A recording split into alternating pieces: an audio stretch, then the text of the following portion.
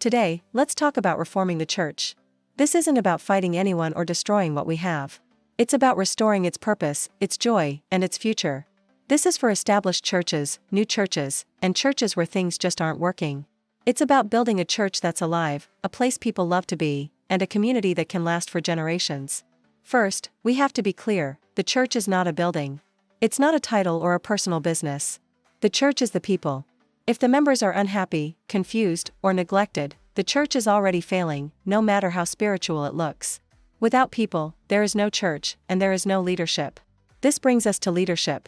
Leadership is stewardship, not ownership. The church doesn't belong to any one person. Leaders are there to serve the people, not to rule them or build personal empires. Every decision should be centered on one question: how does this help the members?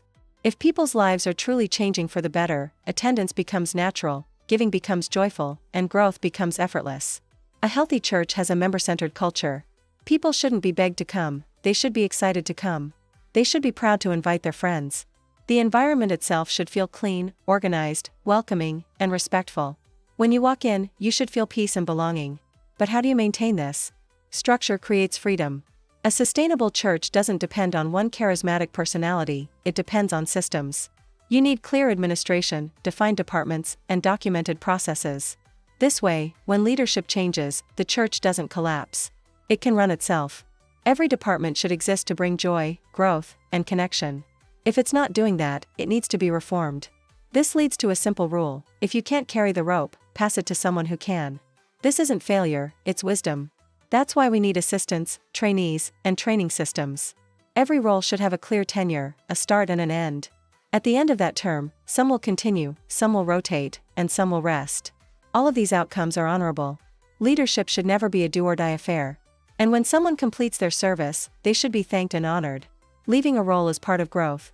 Finances also need wisdom. They must be transparent and well-planned. It's important to support administrators and workers, not to make them rich, but to respect their time and encourage joyful service. A happy worker helps build a healthy church. A sustainable church also thinks ahead. It builds media platforms, educational programs, and ethical income-generating ventures.